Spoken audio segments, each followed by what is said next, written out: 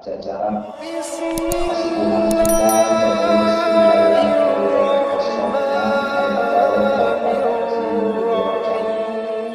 guru kita Al-Mukarram Bapak Ustaz Ucap Rofiudi dan juga Ustaz Adi selaku Muratibil acara dan seluruh jamaah allati lam tudkar asma'uhum, insyaallah semuanya dimuliakan Allah Subhanahu wa taala. Puji syukur kita haturkan kehadirat Allah Azza wa Jalla. Salawat ma'asalam tercurah selamanya kehadiran junjungan kita Nabi Muhammad kepada keluarganya, sahabatnya, pengikutnya dan seluruh umat-umatnya hingga kita semua yang amat sangat rindu dan mengharap syafaat dari mulai saat ini hingga sampai kiamat. Amin ya Allah ya Rabbal. Hadirin jamaah rahimakumullah, kembali saya mengganjar biasa itu lamun ban kempes serangna kondisi keluarga. Ya, jadi oleh karena itu kembali saya mengganjal sesuatu yang renggang. Karena renggang harus diganjal supaya pas pekor supaya pas. Jadi dalam arti kembali bergilir untuk taklim di musola yang kita cinta sebagaimana yang biasa diajarkan oleh para guru kita. Mudah-mudahan apa-apa yang dikaji setiap materi pada malam Sabtu insya Allah akan menjadi nilai-nilai amal ibadah di sisi Allah Subhanahu wa taala. Karena kita tidak punya amalan yang istimewa, tidak punya ibadah yang patut dibanggakan kecuali melalui langkah-langkah ngaji. Semoga Allah ridho dengan pengajian kita hingga amal ibadah kita diridhoi Allah Subhanahu wa taala. Hadirin jamaah rahimakumullah, malam ini kita buka bab khumasi, artinya bab yang kelima. Di halaman 137. Maka di dalam bab yang kelima Nasoihul Ibad ada 27 makalah berdasarkan hadis Nabi dan perkataan sahabat, masing-masing mengandung 5 butir nasihat. Jadi awas, ada 5 butir obat, ada 5 butir nasihat. Ini juga 5 butir nasihat, kalau dihabiskan kelenger. Minum obat juga sama. Minum obat 5 bodrek, ngajongkeng, dicampur kopi, modal. Jadi sederhana, ya. Ngaji mah nggak usah banyak-banyak. Yang penting walaupun satu bab, satu pasal, satu hadis, tetapi secara rutin. Kurang dahar, loba-loba, sawap-sawap, tapi sering. Daripada makan satu pokok sebulan tengah wadah, baik-baik kenapa? Ya, maka kita terus, ya, pelan tapi pasti. Karena apa? Karena ibadah itu bukan musiman, saudara-saudara. Ya, jangan dibuat ibadah itu musiman, sebagaimana yang terjadi bulan Ramadan. Ramai nanti lupain doa. Benar nggak? Karena musimnya musim ramai paling 3 malam. Teman sampai minggu atau barang di bayu. Sebab orang yang ada tapi tidak ibadah, apa dalam kaidah? Hayatuhum kamautihi. Orang itu ada tapi tidak ibadah, maka seolah-olah dia tidak ada. Hidupnya seperti mati. Wujuduhu ka'adamihi, adanya bagaikan tidak ada. Jadi orang yang tidak berharga, tidak membawa manfaat, adanya tidak dibutuhkan, tidak adanya tidak merasa kehilangan. Maka oleh karena itu, hadirin jamaah rahimakumullah, saya hanya menambahkan di setiap kesempatan ketika para petugas kesibukan, pasti saya yang maju insya Allah, ya. Yang penting niat kita adalah li izalatil jahli, menuntut ilmu tujuan utamanya mah hayang ngaleungitkeun kebodohan. Yang tadinya nggak ngerti supaya yang tadinya tidak paham supaya yang tadinya tidak biasa supaya biasa. Walau bisa lesal biasa lam yapres. Tahu nggak artinya? Walaupun ngomongnya bisa, tapi karena tidak biasa, mual beres. Orang ngomongnya bisa, kalau mau mobil bisa, tapi nggak pernah biasa, nabrak tak apa-apa. Gitu ya, karena nggak biasa. Tapi kalau yang udah biasa, ya udah biasa. Jadi kita tak khawatir, gitu. Ya, baik. Kita baca, dan sebelum kita baca, awali dengan doa bersama untuk tabarukan mengharap nilai keberkahan. Bismillahirrahmanirrahim. Allahumma aftah alaina bihikmatika wansur alaina rahmataka ya dzal jalali wal ikram. Allahumma aftah lana Bibutuhil arifin Ruya angin nabiyyi Sallallahu alaihi wasallam Man ahana Khomsatan Khosiro Khomsatan Manistahofa Bil ulama'i Khosiroddina Wa manistahofa Bil amaroi Khosiroddunya Wa manistahofa Bil jironi Khosirul manafi'an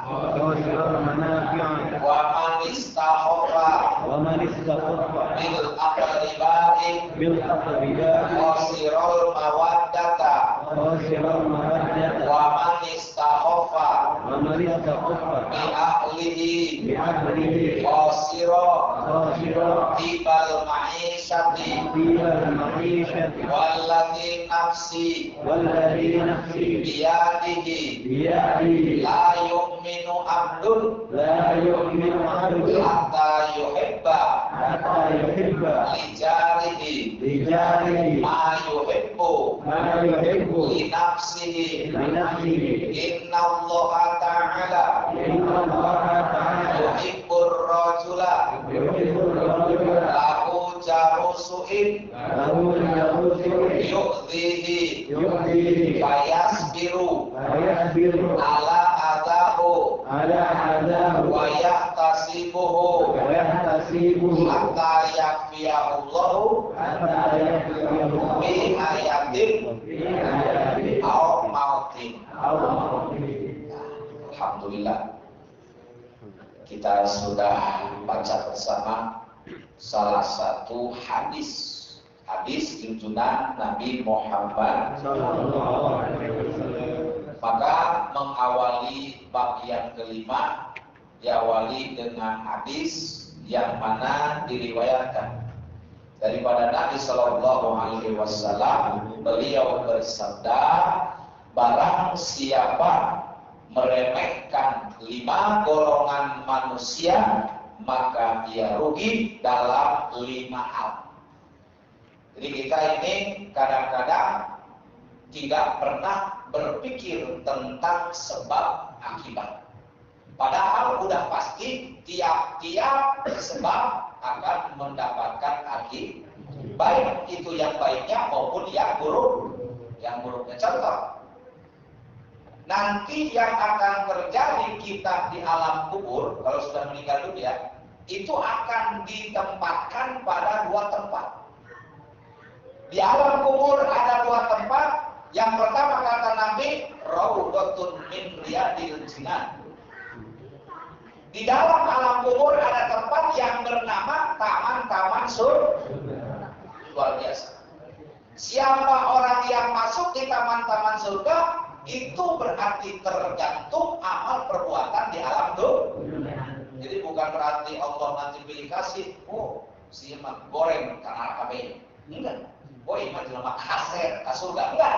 Mau dia jelek, mau dia bagus, mau ganteng, mau jelek, mau hidup mancung, mau pesek, tidak ada urusan. Tapi yang dilihat oleh Allah adalah di hati yang memiliki takwa kepada Allah Subhanahu wa Ta'ala. Yang kedua, di dalam alam kubur ada hufratun min hufarin niron. Ada tempat yang disebut jurang-jurang neraka. Bagaimana kalau orang masuk ke dalam jurang neraka? Itu juga tergantung amal perbuatan. Nah, maka di situ namanya disebut sebab akibat. Kenapa dia ke taman surga? Karena di dunianya selalu mengerjakan yang diridhoi Allah. Kenapa dia masuk ke dalam jurang-jurang neraka? Karena dia telah menabrak daripada larangan-larangan Allah. Ya. Nah, maka oleh karena itu perhatikan.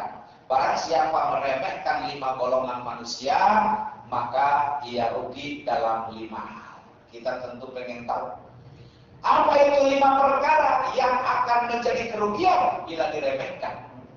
Yang pertama yaitu barang siapa meremehkan ulama, maka ia rugi dalam urusan agama. Orang yang selalu benci, tidak suka, merendahkan terhadap ulama, pasti moal beki karena ngaji. Benar? Karena dia beki karena ngaji, moal boga karena dia tidak punya ilmu, pasti bodoh dalam agama. Di mana bodoh karena agama, moal tahu ke Gusti Allah Subhanahu. Orang itu harus pintar, dan pintar harus mahabbah kepada yang punya kepintaran dan kemuliaan. Siapa yang punya ilmu adalah ulama. Dia cinta ulama berarti cinta Nabi. Cinta Nabi berarti cinta kepada Allah Subhanahu. Ini kata-kata remeh harus kita kaji. Sebab orang tua selalu melarang anaknya kalau makan ngaremeh. Bener nggak? Ya, udah paham nggak remeh? Kayaknya jauh acak-acakan. Tahu nggak remeh? Remeh itu adalah pentolan nasi. Ini bahasa Jerman ya, harus tahu. Harus ngerti ini bahasa Jerman. Maka orang tua bilang, kalau makan jangan remeh. Sebab yang namanya remeh itu dihinakan, disapu, please dibuang. Itu remeh. Tapi ini remeh kalau terus-terusan dibuang-buang, disapu. Emang remeh kalau 1, 2 itu remeh. Tapi kalau dikumpulin benar satu pokok, mual remeh itu tak kejo. Benar nggak? Mual dilihat, mual disapu, nges ngumpul, dinampilin, mual. Karena disapu nama atau tadi itu ya namanya remeh. Jadi sangat rendah nilainya. Tapi walaupun remeh, kan lama-lama disatukan, kejo-kejo banyak. Tuh.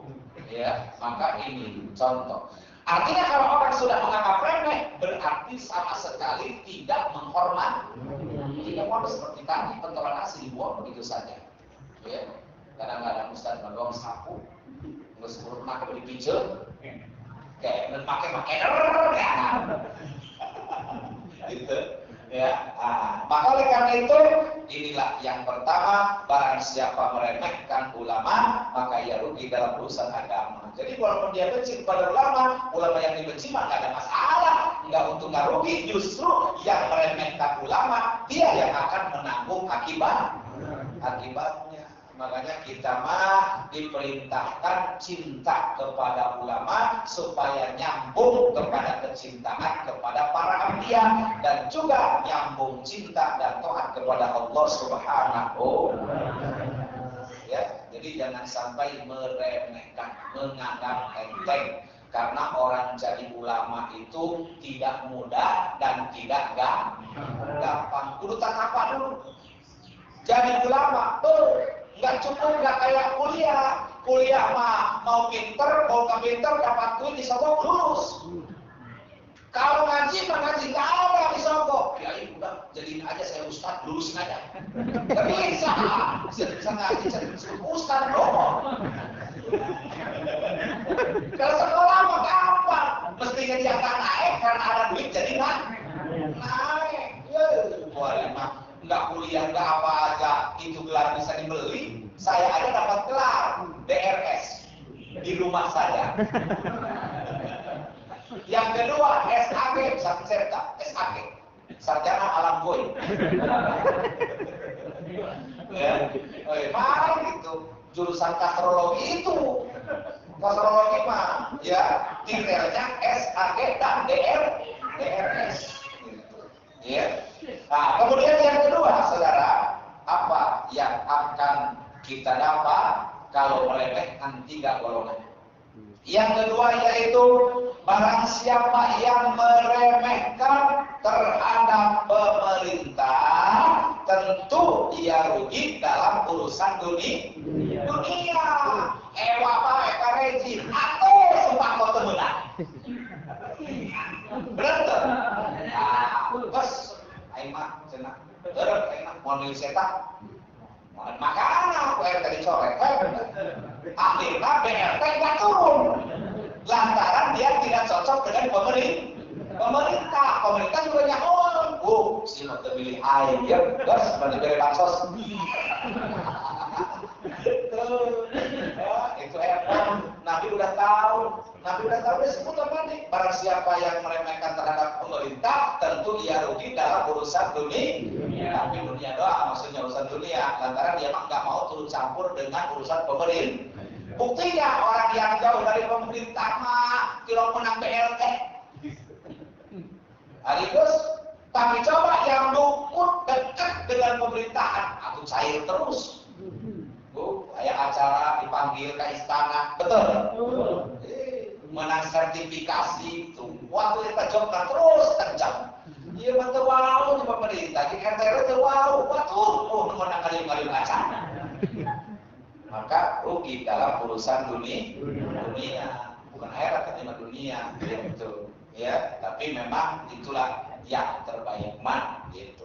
Yang ketiga, barang siapa yang meremehkan terhadap tetangga, tentu ia rugi di dalam urusan yang bermanfaat di masyarakat. Di masyarakat itu saudara yang paling dekat kata Nabi adalah tetangga. Dia punya saudara, banyak saudaranya. Yang satu di Cibinong, yang satu di Bekasi, yang satu di Tangerang. Ketika ada sesuatu, orang Bekasi, orang Tangerang, apa tetangga yang tahu? Kalau ada apa-apa, yang pertama nengok, yang Bekasi apa yang tetangga? Makanya kita jangan sampai benci, ribut, tektok dengan tetangga. Karena tetangga itu adalah saudara yang paling dekat melebihi daripada saudara. Kan tadi udah bilang nih, saudara jauh, belum tentu kalau ada apa-apa. Ya, pasti yang dekat, yang paling pertama kali mengetahui. Maka rugilah manusia, hilanglah manfaat manusia jika tidak akur, tidak bersama-sama, saling menghormati, bantu-membantu di tengah-tengah masyarakat. Kadang-kadang dipimpin HD masyarakat belok baik. Bener gak? Dipimpin HD, maksudnya dicontohan HD. RW ngajak ngaji baik, atau belok masyarakat mah. Kalau masih ngomong RW itu kan terbaik. Sekaligus dicontohan baik, kita masyarakat. Akhirnya gara-gara masyarakat ngawal maneh, kali tuna merasakan. Tidak masyarakat jadi merasakan. Maksudnya masyarakat lamun kedae belajar ilmu agama. Di mana masyarakat merasakannya? Bukan di dunia mah mulianya manusia karena banyak hal. Camkan itu. Nabi yang mengatakan izzu dunya bil mali, kehormatan dunia, mulianya dunia, manusia bil mali karena banyak harta. Lihat orang yang banyak harta, najan lain ustaz, lain kiai, tulisan ngaji sangat ditaati lantaran loba upahna. Tapi kiai dalam menurut dunia lebih dihormati. Kayak ini kehormatan ilmunya, kedua kehormatan upahna. Iya maka kehormatan kiai jadi ustaz miskin mau lewat. Nah dan boga ilmu, nah sebab cek kanjeng Nabi, kalamul fakri lam yusma walau kana aliman, ucapan jelema fakir moal didenge sanajan boga ilmu. Bener. kita opanti loh. Orang-orang begitu. Tapi bagi orang yang beriman, orang yang bertakwa, orang yang tawadu, orang yang paham, ketika membela ulama, memjualkan ulama, bukan mengharapkan upah, tapi mengharapkan pahala. Ayo berapa banyaknya duit pak? Ngaji pahala, emang bisa dibawa ke Indo kan?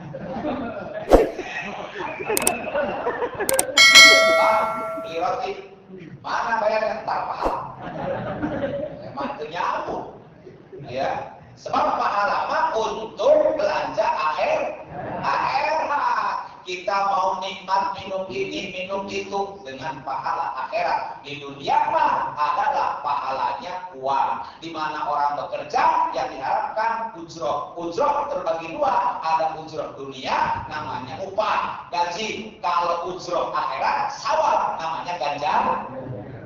Seperti itu. Ya. Nah, maka oleh karena itu luar biasa kalau orang tadi tidak mau hidup bareng bersama-sama di tengah-tengah masyarakat, makanya dibentuk oleh agama dan dilaksanakan oleh negara bahwa di setiap kita pelosok masing-masing ada pimpinan RT. RT singkatan rukun tetangga. Nah itu rukun tetangga artinya biar bagaimanapun tetangga rukun dan tidak tergantung pemimpin. Sedangkan rukun lahir daripada agama. Tuh rukun wudu, rukun sholat, rukun puasa, rukun zakat. Akhirnya kena ayam rukun tetangga. Seumur hidup sampai kotak sariawan tetangga tidak akan pernah rukun lalu RT ngaji. Oh ya rukun banyak kan kita ngaji. Sambil RT namanya contoh ngaji, insya Allah tetangga rukun. Karena kita belajar agama rukun, ngomong rukun singkatan. Hari ini lain disingkat pula lantaran belok ngaji diganti RT rada korek. Oh itu tegak kita. Aduh, nama ayah di lembur di kampung wajib. Di kampung ada, kita di rumah budek. Wajib di rumah budek. Kalau dipanggil itu nggak mau nyawa. Budek, akhirnya sampai hari ini gelarnya RT. Padahal itu bukan RT bukan. Apa sih saya kok disebut RT? Korek, rada korek.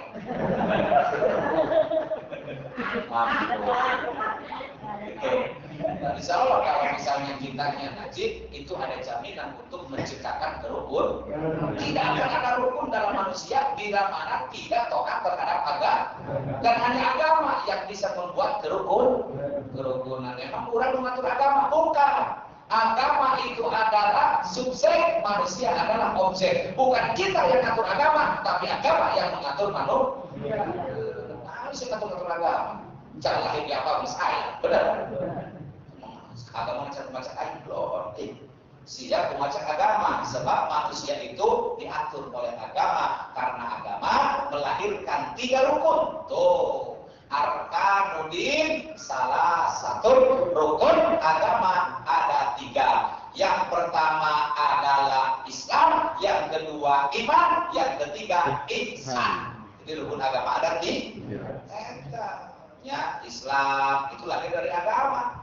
Iman lahir dari agama, ihsan lahir dari agama. Jadi kalau 3 rukun ada dalam kehidupan kita, maka digabung dalam satu kalimat la ilaha illallah. Jadi la ilaha illallah itu dari 3 rukun.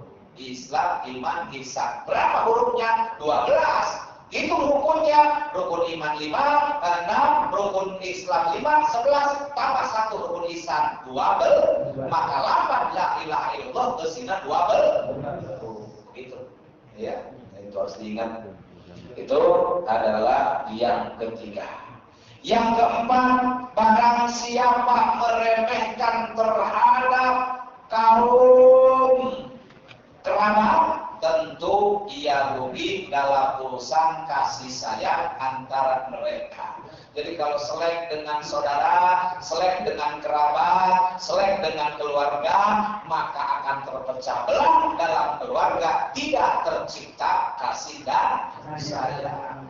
Sedangkan kita hidup bahagia itu bila mana ada saling mengasihi dan ada saling menyayangi. Ya, kalau tidak ada kasih sayang, maka tidak ada kebahagiaan. Apalagi wanita di mana-mana ingin selalu dimanja. Betul? Pemajikan kurang goreng yang ditulis-tulis baik. Dipanggil lagi, oh kan ngaran manok, beban. Ya, pengennya dicumbuk, dirayu, pengennya selalu dipuja-puja. Wajarlah kata Nabi, istausu bin nisa'i khairan fa innaha khuliqat an dilain. Bicaralah lemah lembut, rayulah perempuan karena beliau diciptakan dari tulang rusuk yang bengkok. Lamun dipotong berpotong, lamun diantar ke bengkok, kalau dipaksa patah, kalau dibiarkan makin bengkok. Kumaha caranya supaya lurus? Maka diusap-usap dengan kasih sayang. Maka kalau kita tadi dia menyepelekan daripada keluarga, kerabat, maka tidak akan tercipta yang namanya kasih sayang dengan siapapun. Ya, baut ya dengan mur. Kalau selek bisa masuk nggak? Nggak bisa. Kurang sarua bae, mau silaturahmi lamun keselek. Benar nggak? Contoh gampang yang bisa dipahami. Mur dengan baut selek, padahal itu pasangan tadinya mah. Tadinya mah pasangan kemana-mana nempel weh. Begitu selek dipisah. Sekali salah kita kalau picut. Itu masalah seperti itu. Ya. Kemudian yang terakhir, barang siapa meremehkan terhadap anggota keluarganya, tentu ia rugi dalam urusan kehidupan sehari-hari yang baik. Sebab kalau dia meremehkan anggota keluarga itu tidak akan ada penghormatan. Paman, ponakan akan jauh, bibi, uwa akan jauh, bahkan ada yang lebih jauh dari kita. Selain paman dan bibi dan uwa, siapa yang lebih jauh? Uwa. Iya, mereka nampak kurang lebih. Itu yang lebih jauh dari kita, ya. Nah, hadirin jamaah rahimakumullah, hal ini sesuai dengan hadis Nabi yang lain sebagai berikut. Kata Nabi, wallahi nafsi biyadihi la yu'minu 'abdun hatta yuhibba li jarihi ma yuhibbu li nafsihi. Hadis riwayat Imam Muslim, hadis sahih. Demi zat Allah yang diriku ada di dalam kekuasaannya, kata Nabi, tidaklah beriman seorang hamba sehingga ia mencintai tetangganya. Masya Allah. Sampai Nabi mengeluarkan kalimat-kalimat bersumpah saking manusia umatnya agar jangan pernah yaitu menyakiti, mengambil hak di antara tetangga. Maka kurang tadi guru akur dengan tetangga, sebab tadi itu kalau ada apa-apa mah nggak mungkin orang jauh yang mengetahui, pasti orang dekat masalah Pak. Bapak bawa durian. Yang pertama mencium siapa? Tetangga. Tuh. Si anu mangakan kalau durian. Baunya bekali. Masalah mantap. Kalau kita punya durian 2, 3, bakalnya nggak bisa ngasih hakan di jalan. Begitu datang,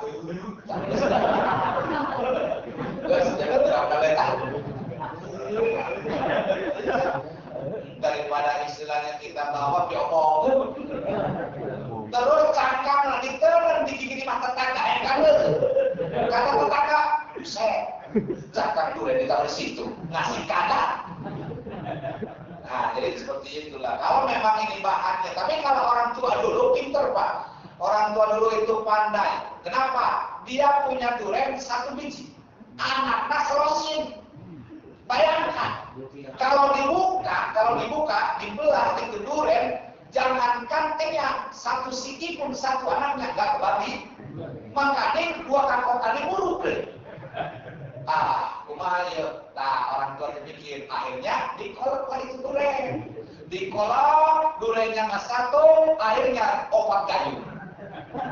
Ditambah lagi ketan uli 2 liter. Akhirnya makan semua dicocol. Tuh, coba kalau nggak dimasak begitu, kebagian nggak? Udah nggak bawa jeruk doang. Gitu. Jadi seperti itu. Ya. Maka sebagaimana kita anak banyak, keluarga banyak, nggak usah bingung. Bagaimana caranya? Caranya itu pakai politik. Biarpun ikannya sedikit, dagingnya sedikit, banyakin kuahnya. Cekamaknya kita ngokok kuahnya. Benar nggak? Sekali jempil ke pungkuan di kuahan dah.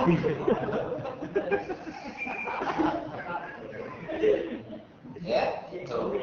Insyaallah. Jadi maka oleh karena itu ini luar biasa. Nabi sampai bersumpah yang mana jangan sampai di antara umatnya berselisih, merampas, mendolimi terhadap para tetangga. Begitu pula sesuai dengan hadis yang diriwayatkan oleh Imam Bukhari sebagai berikut. Kata Imam Bukhari dalam hadis sahihnya, Inna Allah Ta'ala yuhibbur rajula la ujarru suhib yu'tihi fayasbiru ala adahu wa yahtasibu hatta yakfirullahu bihayatin aw mautin. Ini bukan kelas 3 sobarnya. Kurang mampu juga retek Pak. Saya ngontrol Pak. Nah, bagaimana kata Nabi? Sesungguhnya Allah Ta'ala mencintai orang yang mempunyai tetangga yang jelek. Setiap orang yang punya tetangga jelek, sabar akan kejelekannya, itulah sebenarnya yang sangat dicintai oleh Allah. Tapi jangan tulus. Sampai sabar. 2 poin sabar, 3 poin. Yang suka menyakitinya, jadi kalau dia teraniaya oleh tetangganya, yang sobat itulah yang dicintai oleh Allah. Lalu ia bersabar terhadap sesuatu yang menyakitinya dan ia berbuat baik karena Allah sehingga Allah memberikan kecukupan kepada dirinya dengan rahmat dan ridhonya di waktu ia hidup dan di waktu mati. Bisa kita diuji oleh Allah punya tetangga buruk, tapi jangan melawan. Jangan melawan, malah kita berbuat baik sama dia. Itu yang luar biasa. Kenapa? Kalau orang baik dibalas baik mah nggak aneh, betul? Ustaz Musa baik sama saya, lalu saya juga baik ke dia. Itu mau wajar. Saling karena ini mah orang yang zalim menyakitkan malah dibalas kebaikan. Ini fadilah yang sangat tinggi itu, tapi kan kebanyakan orang enggak. Bodoh amat, itu butuh kasih etak. Nah, kadang-kadang kita sama-sama dendam. Akhirnya apa enaknya, apa untungnya dengan tetangga dekat, terus sore akhirnya bertemu muka pun tidak saling menegur. Mendingan jauh di grogol, terpakai itu masalah daripada kita dekat tapi nggak tegur sapa. Itulah kekinya kalau kita ada urusan dengan tetangga. Maka inilah Nabi menyampaikan. Jangan sampai kita mendolimi terhadap saudara kita yang paling dekat, yaitu adalah tetangga. Gitu. Maka oleh karena itulah hadirin jamaah rahimahumullah, yaitu selesai makalah yang sudah kita bahas. Dan insya Allah tinggal kita menyimak apa tadi yang sudah kita bahas, intisari yang disampaikan dalam sabda Nabi. Mudah-mudahan kita bisa memahami dan sekaligus mengamalkannya, sehingga inilah bekal kita, inilah suatu ATM kita yang telah akan menghantarkan kita kepada keridhaan Allah Subhanahu wa Ta'ala. Barangkali ada sesi tanya jawab sebelum tutup dan doa, dipersilakan.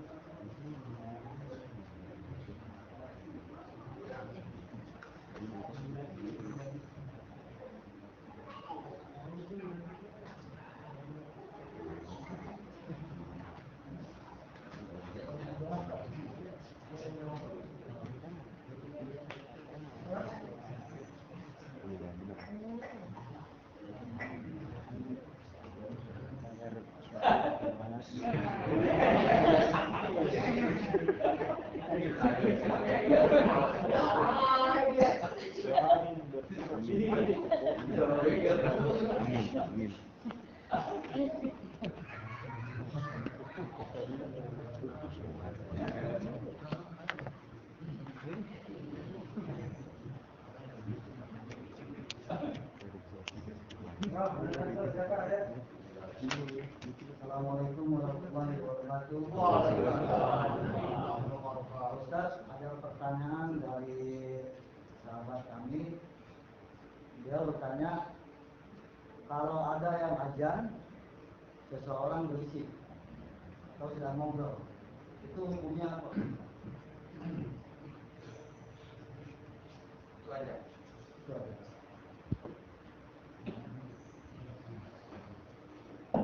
Baik, pertanyaannya, kalau masuk waktu dan dikumandangkan azan sementara dia berisik, ngobrol, seolah-olah tidak peduli dengan panggilan suara azan. Ketika kita mendengar azan, disunahkan mengikuti azan. Allahu Akbar, Allahu Akbar, Allahu Akbar, Allahu Akbar. Itu sunnah. Berarti orang yang berisik tidak peduli dengan azan yang dikumandangkan, maka hukumnya makruh. Karena azan sendiri hukumnya sunnah. Itu azan sunnah. Orang mau sholat azan dulu sunnah, qomat dulu sunnah. Itu namanya sunnah di luar sholat. Nah, jadi sunnah di luar sholat itu azan dan qomat. Jadi kalau orang berisik seolah-olah tidak peduli dengan azan, maka hukumnya makruh. Tapi kalau benci dengan adab, hukumnya haram. Seperti itu.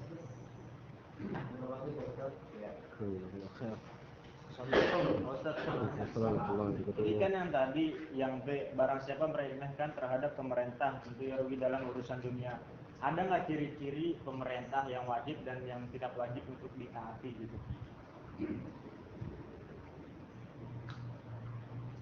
Ciri-ciri para pemimpin pemerintah yang harus ditaati. Kalau pemerintah ketika ngajak taat, ngajak ibadah, ngajak berbuat maslahat baik untuk masyarakatnya, maka rakyat juga wajib mentaati pemerintah. Begitu. Karena dalam Al-Quran itu yang pertama, ati'ullah wa ati'ur rasul. Nggak ada ati'u pemerintahnya, nggak ada pakai ati'u, nggak ada. Yang ada ati'ullah wa ati'ur rasul. Taatlah kepada Allah dan taatlah kepada Rasul. Di situ cuma wa ulil amri minkum, artinya taatilah pemerintah selama pemerintahnya mengajak taat ibadah kepada Allah. Kalau ngajak maksiat mah haram ditaati walaupun itu pemerintah. Seperti itu.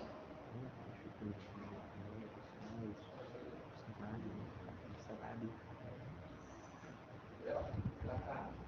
Walaupun satu yang menanyakan untuk semua jawabannya.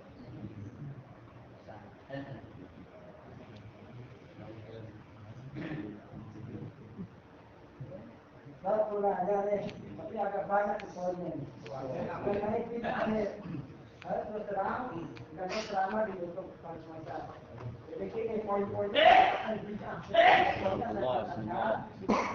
yang pertama tahlil. Tahlil di bid'ah. Dia mengatakan bahwa kalau kita makannya itu gara-gara meninggal itu makruh. Terus yang kedua mulut yang terus yang kata bid'ah.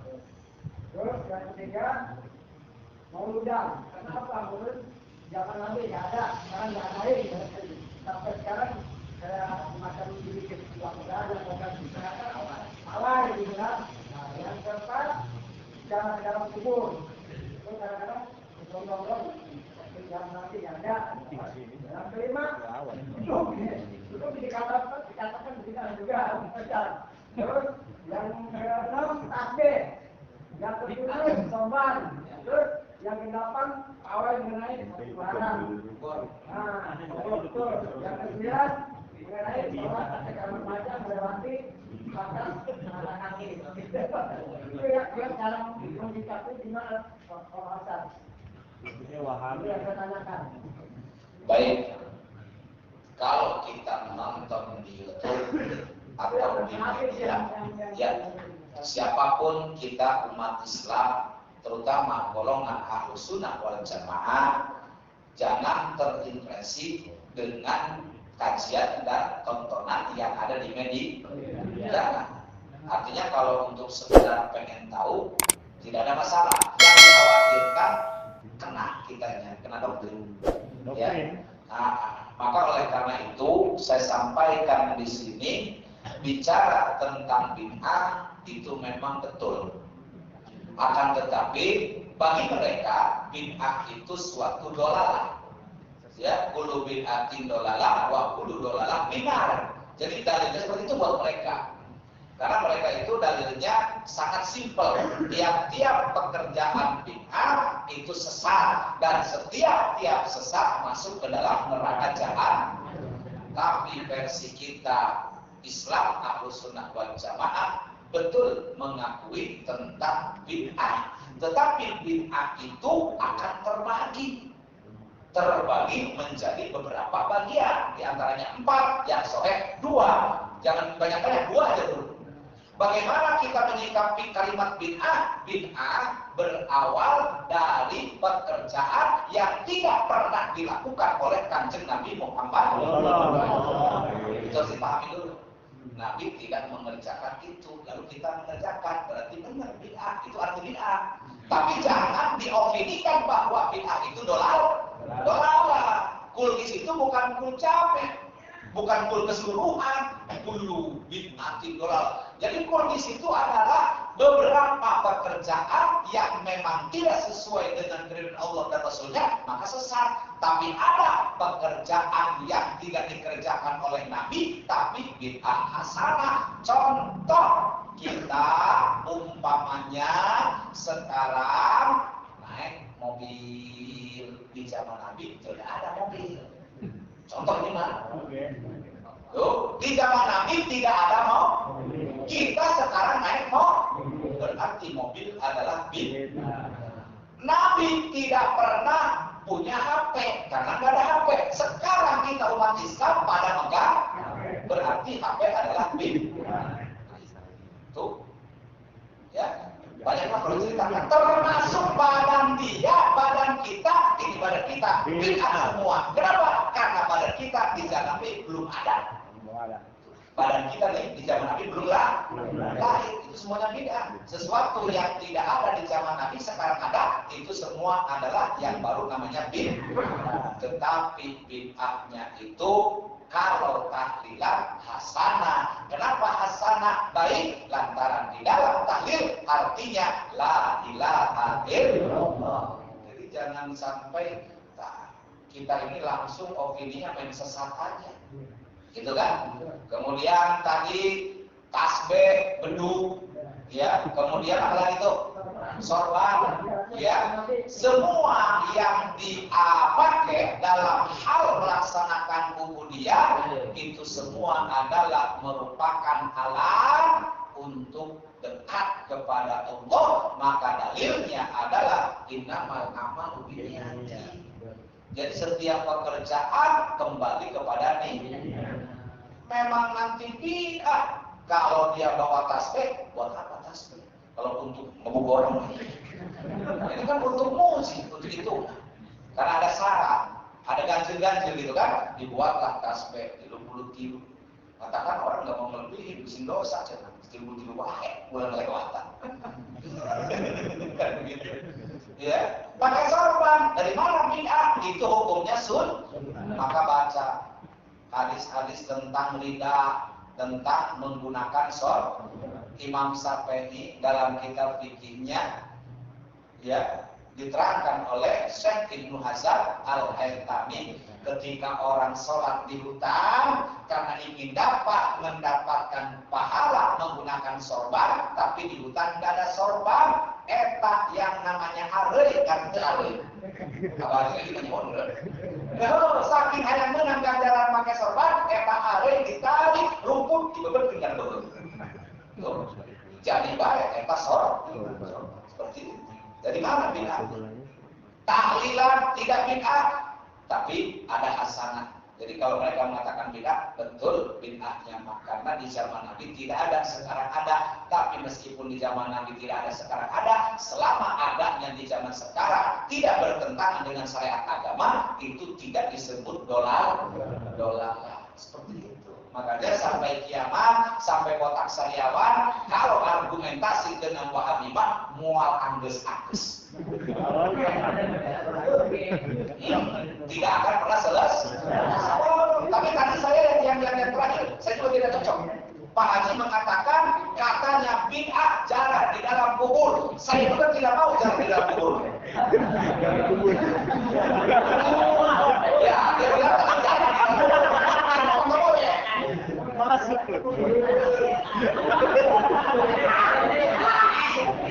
Jadi jarak dalam kubur. Terhayang, enggak kamu poin.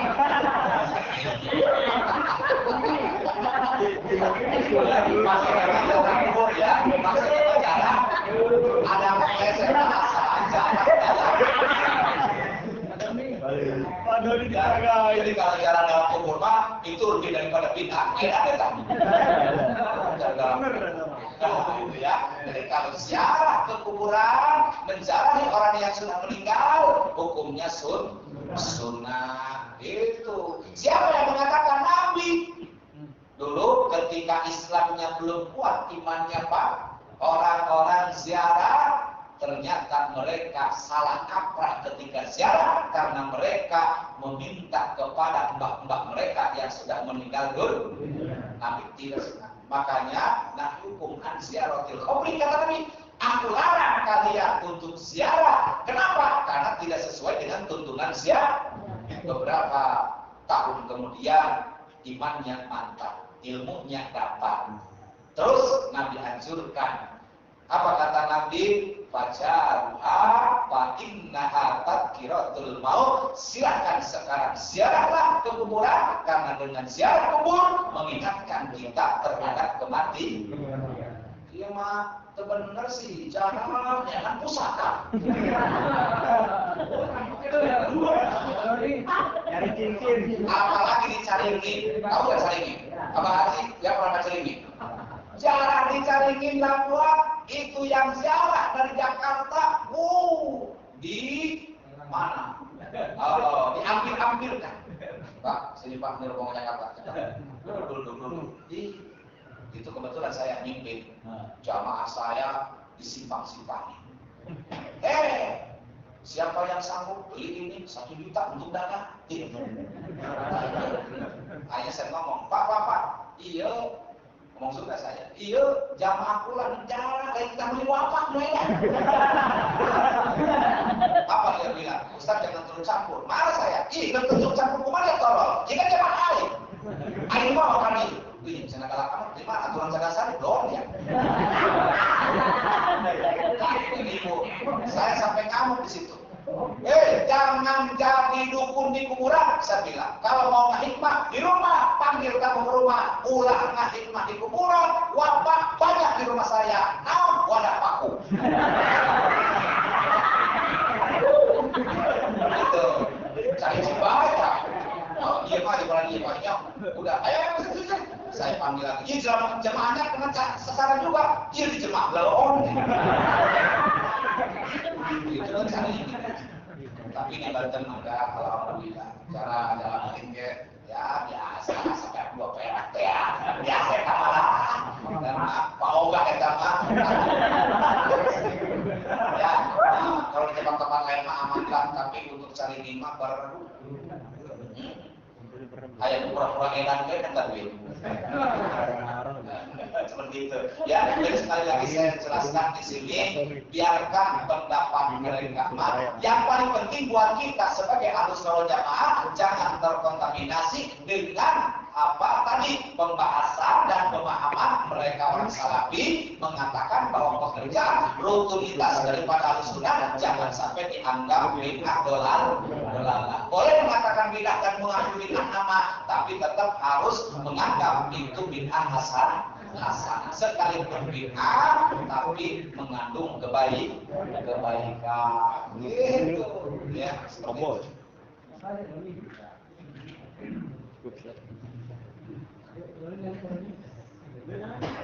Kurang cara lahir kita udah ada ya Pak? Benar. Kita mengenai nama siri di logika kita ya benar.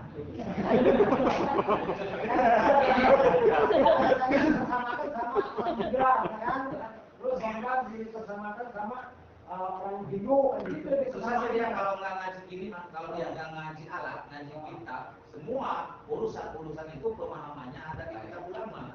Kalau mereka itu cuma ngajinya hadis, kurang kan satu apa dia akan beas jadi pare. Itu ibaratnya.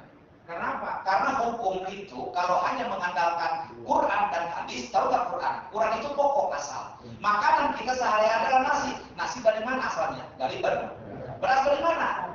Dari pita. Berarti kita mengenal makan pare.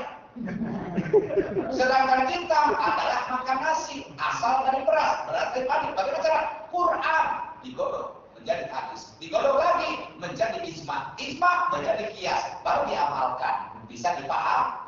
Jadi harus ini ada ibaratnya proses. Padi aja nggak ujuk-ujuk. Emang makanan kita, makanan pokok adalah padi. Gimana sih ada makan padi?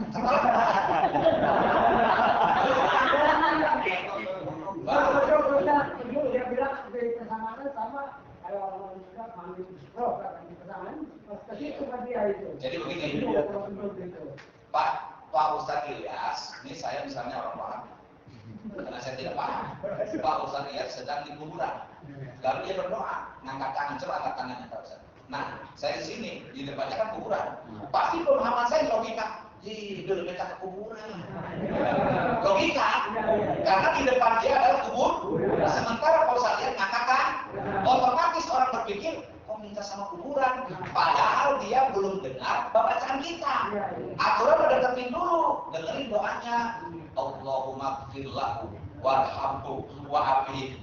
Ya Allah, aku minta ampunilah orang-orang yang ada di kuburan ini. Justru kita ngangkat tangan di hadapan kuburan, minta sama Allah untuk ampunan dosa ahli kubur. Saya kata.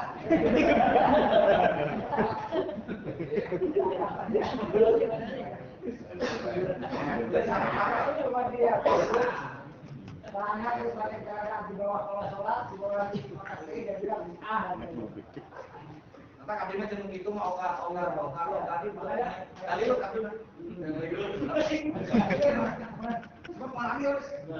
pernah yang mau ngajak kata udah dah lu enggak usah pakai dalil beli dalil dalil dulu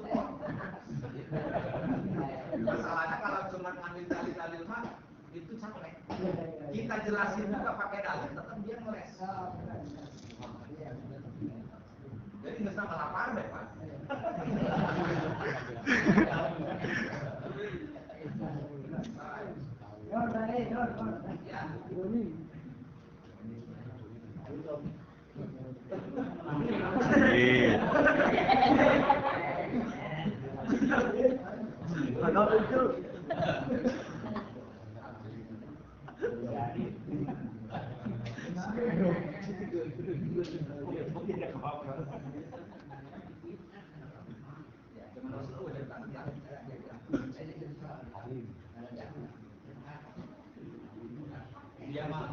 Dia menghukumi bentuk bendanya.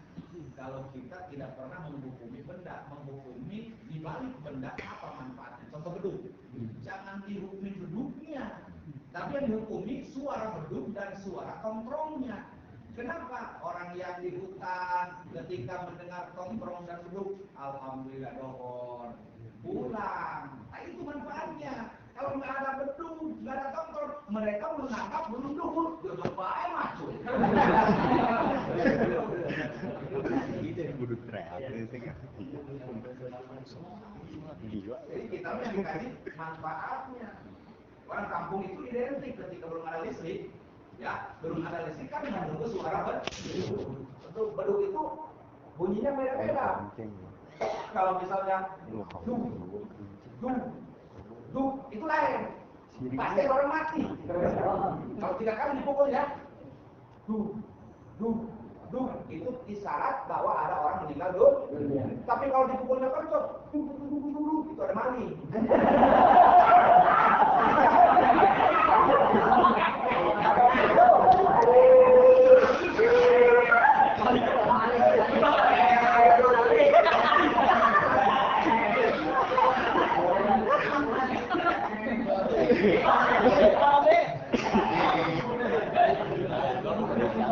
Itu kayaknya panggilan kewalian kepada Allah itu udah sampai. Pesantren juga itu manfaatnya kokol tukang beli ya.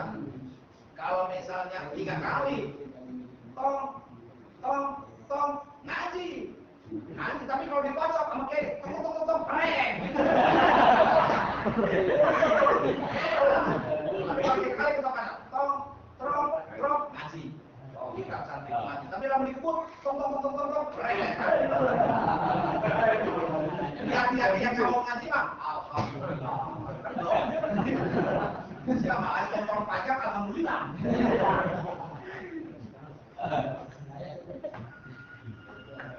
Jadi kita mah yang dikaji itu dari manfaatnya, bukan bentuk dan wujudnya.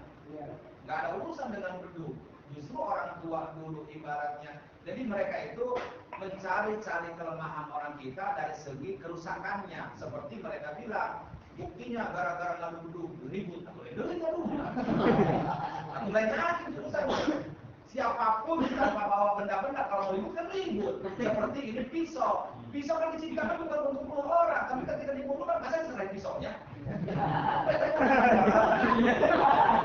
Ya perlu benda mati, benar nggak? Jadi mau benar menjadi masalah seperti sapeker dipermasalahkan. Sapeker mah nggak salah nggak apa, mau salah jelemana, cabut aja jelemana.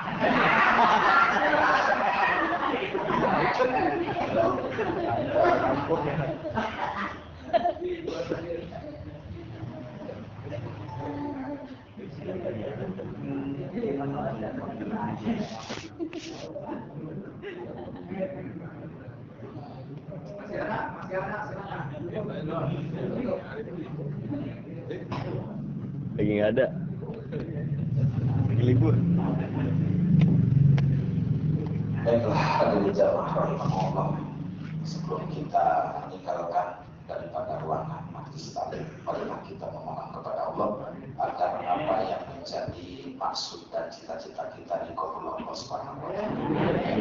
Allahumma shalli ala sayyidina Muhammad fil awwal wa sallim wa Allah ta'ala kulli sahabat Rasulillah asma'in. Ya Allah ya Rahman ya Rahim ya Mujib as-Sa'ilin. Hamdan ahimin, hamdan syakirin, hamdan yu'afina wa yukafiru masidah. Ya Rabbana lakal hamdu wa ilaikal mustaqam wa antal musta'an la hawla wa la quwwata illa billahil aliyyil azim. Allahumma anzil rahmatan wal maghfiratan alaina fi hadzal majlis. Allahumma inna dzunubana faghfir lana ya karim. Allahumma hakana minna min ibail la qailika ta'ala aw khata'an aw nisyanan fa asirna wa innaka ala kulli syai'in qadir. Subhanaka wa bihamdika astaghfiruka wa atubu ilaik. Shalli wa sallim ala jamil anbiya'i wal mursalin walhamdulillahi rabbil alamin.